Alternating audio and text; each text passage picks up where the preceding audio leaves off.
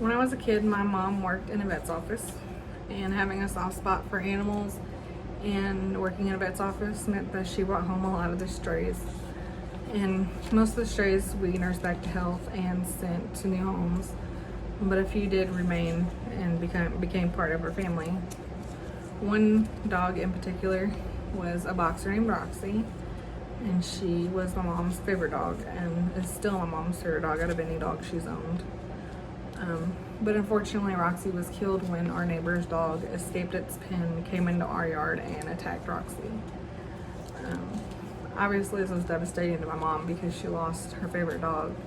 But being a kid and seeing the aftermath of the attack was pretty disturbing. Our neighbor's dog was a pit bull, and because of this attack, I grew up believing that all pit bulls were bad dogs.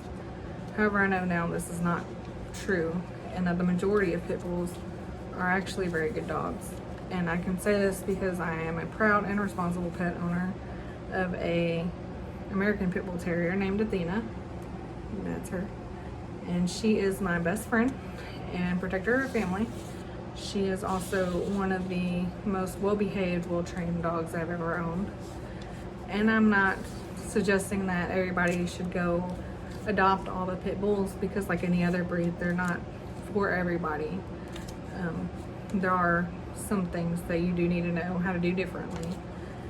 But today, I hope to persuade you to at least give them a chance.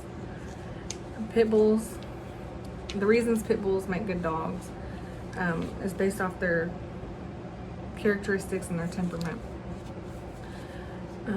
One thing to understand is that when people reference to pit bulls, it's a generalization of 4 different breeds.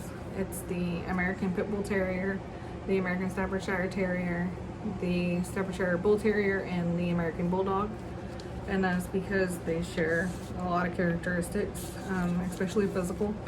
They all have bigger, blockier heads, and their bodies are strong, I guess you would say. They're strongly built.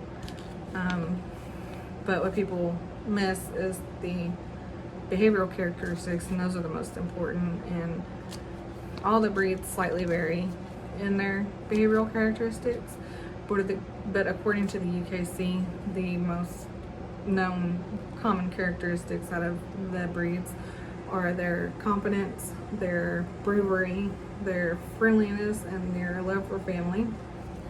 And I can say that pretty much all pit bulls that I've encountered exhibit those traits. They also happen to do very good in temperament testing.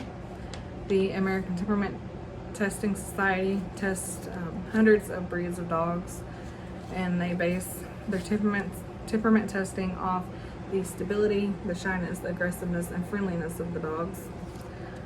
They do this by putting the dogs in different situations with different stimuli, and the handler or owner is not allowed to communicate with the dog whatsoever. They are considered failures if they show unprovoked aggressiveness, panic without recovery, or strong avoidance. But they still manage to do pretty well. They have a pretty good passing rate, and compared with other popular breeds of dogs, they rank pretty high up. The pit bull breeds are in red, and the other popular breeds are in black. But they rank high with like the Labrador Retriever and the Gold Retriever and even German Shepherds. So they aren't necessarily the most aggressive breeds known. They're pretty well-tempered.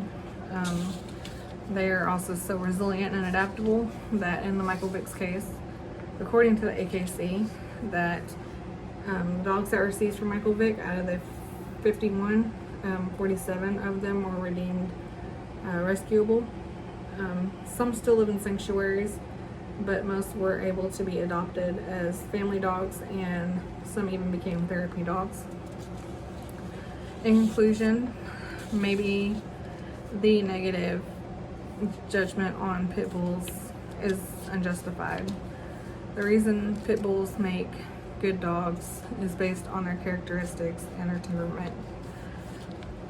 When I grew up later when I grew up and was allowed to know more about what happened, I learned that the neighbors were in the dog fighting business, and that their dog that had escaped was one of their prize studs, and had escaped because the female was nearby. And I learned that Moxie wasn't killed by a bad breed of dog, and she wasn't even killed by a bad dog. She was killed simply because of bad people. Thank you.